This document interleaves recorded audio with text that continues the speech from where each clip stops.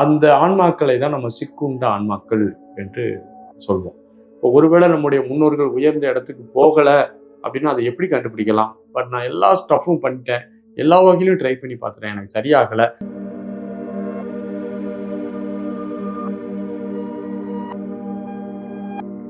அனைவருக்கும் அன்பான வணக்கங்கள்.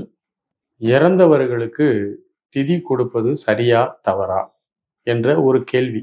நாம் இந்த உடலில் உயிரோடு இருக்கும்போது என்ன மாதிரியான உணர்வும் உணர்ச்சிகளும் தேவைகளும் ஆசைகளும் இருக்கின்றனவோ அதை இந்த உடலால் நிறைவேற்ற முடியாத போது இந்த உடலை விட்ட பிறகு அந்த உணர்வும் உணர்ச்சியும் தேவைகளும் ஆசைகளும் விருப்புகளும் எந்த உடலில் இருந்தால் அதை நிறைவேற்ற முடியுமோ அந்த உடலில் இந்த பிரபஞ்சம் நம்மை அழுத்தி வைக்கும் என்ற ஒரு முக்கியமான ஒரு விஷயம். நம்ம இந்த உடலை விட்ட பிறகு இல்லாம போயிடுவோம் அப்படிங்கிற ஒரு தன்மையில நம்ம எல்லாருமே யோசிக்கிறோம்.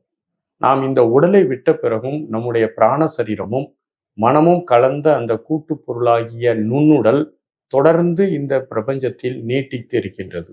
அந்த நுண்ணுடலுக்கு அந்த மனதிற்கு என்ன தேவையும் தாக்கமும் இருக்கிறதோ அந்த தேவையும் தாக்கத்தையும் நிறைவேற்றுவதற்கு ஏற்றாற்போல் அது இந்த பூமியில அப்படி சுத்திட்டே இருக்கும்.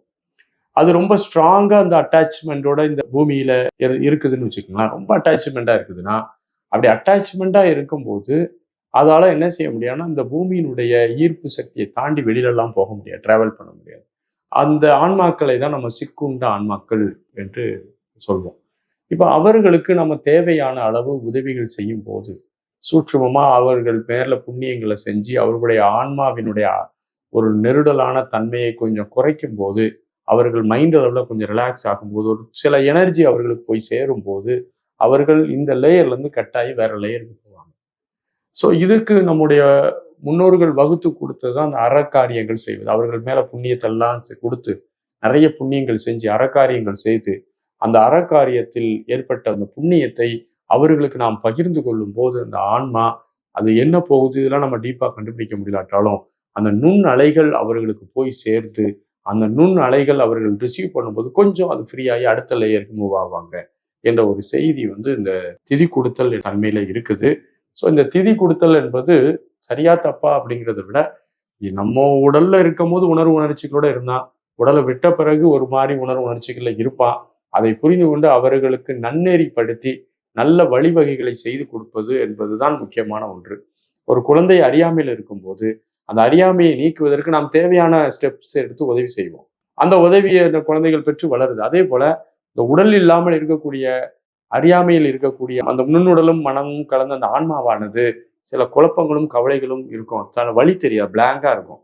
எப்படி பூமியில புதுசா பிறந்து ஒன்றுமே தெரியாமல் வளர்ந்து கற்று எல்லாம் அப்படி வளர்ந்துட்டு இருக்கிறது மாதிரி இந்த உடலை விட்ட பிறகும் பெரும்பாலும் நம்மளுடைய பிரங்கையானது கனவு போல இருக்கும். இப்போ ஒரு மயக்கத்தில் இருக்கக்கூடியவர்களுக்கு ஒரு மயக்கம் தெளியக்கூடிய அளவுல சில சக்திகளை வழங்குவது, சில உணர்வுகளை கொடுப்பது, சில எனர்ஜியை கொடுக்கறது அப்படிங்கிற ஒரு விஷயம்தான் திதி கொடுக்கறது அப்படிங்கிறது. அது ரொம்ப டீட்டெயில்டான ஒரு விஷயம். இறந்தவர்களை உயர்ந்த உலகத்திற்கு அனுப்புதல் என்ற ஒரு தனி துறையே இருக்கிறது. இறப்பிற்கு பின் மனிதர் நிலை என்ற ஒரு தனி பகுதியே இருக்கிறது.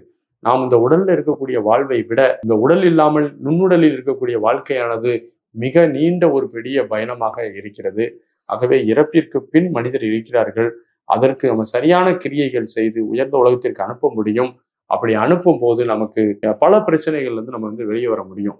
இப்போ ஒருவேளை நம்முடைய முன்னோர்கள் உயர்ந்த இடத்துக்கு போகல அப்படின்னா அதை எப்படி கண்டுபிடிக்கலாம்? பார்த்தீங்கன்னா ஒரு வீட்டில் தொடர் விபத்துகள் நடந்துகிட்டே இருக்கும். அது ஒரு ஒரு திரும்ப திரும்ப திரும்ப எல்லாருக்கும் நடக்கிற மாதிரி இருக்கும். அதன் பிறகு பார்த்தீங்கன்னா ரொம்ப அவர்கள் மனக்குழப்பத்துல தொடர்ந்து இருப்பாங்க. என்ன செஞ்சாலும் சரியாகாது. நோய்வாய்ப்பட்டு இருப்பாங்க. குடும்பத்துல திருமண தடைகள் தொடர்ந்து ஒரு 5-6 பேருக்கு திருமணம் ஆகாம இருக்கும்.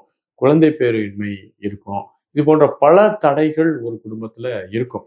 இதெல்லாம் நம்ம நம்முடைய வாழ்க்கை பழக்க வழக்கங்களை சரி செஞ்சுக்கலாம், புத்திசாலித்தனத்தை பயன்படுத்தலாம், நுண்ணறிவை பயன்படுத்தி எல்லாத்தையும் செய்து அதை சரிப்படுத்த முடியும்னு நினைக்கிறோம். சில நேரங்கள் அதை சரிப்படுத்த முடியாத சூழ்நிலை இருக்கும். அப்படி என்ன செஞ்சும் சரியாகலை, பட் நான் எல்லா ஸ்டஃப்பும் பண்ணிட்டேன், எல்லா வகையிலும் ட்ரை பண்ணி பார்த்துட்டேன், எனக்கு சரியாகலை, ஆனாலும் எனக்கு இந்த பிரச்சனைகள்லாம் ஏதோ 1-2 தொடர்ந்து இருக்குது அப்படின்னா கண்டிப்பாக முன்னோர்கள் வருத்தத்தில் இருக்கிறார்கள். அவர்களுடைய வருத்த அலைகள் உங்கள் குடும்பத்தை அழுத்தி அடுத்த டெவலப்மெண்ட்டுக்கு போக விடாமல் தடுக்கிறது என்பதை கூட இன்றைக்கு நிறைய வழிகளில் நம்ம பார்க்க முடிகிறது. சரியான முறையில முன்னோர்களை ஆற்றுப்படுத்தும் போது அந்த குடும்பமானது, அதனுடைய சந்ததிகளானது சுபிட்சம் பெறுறதையும் பார்க்க முடியுது. பிராக்டிக்கலா பார்க்க முடிகிறது.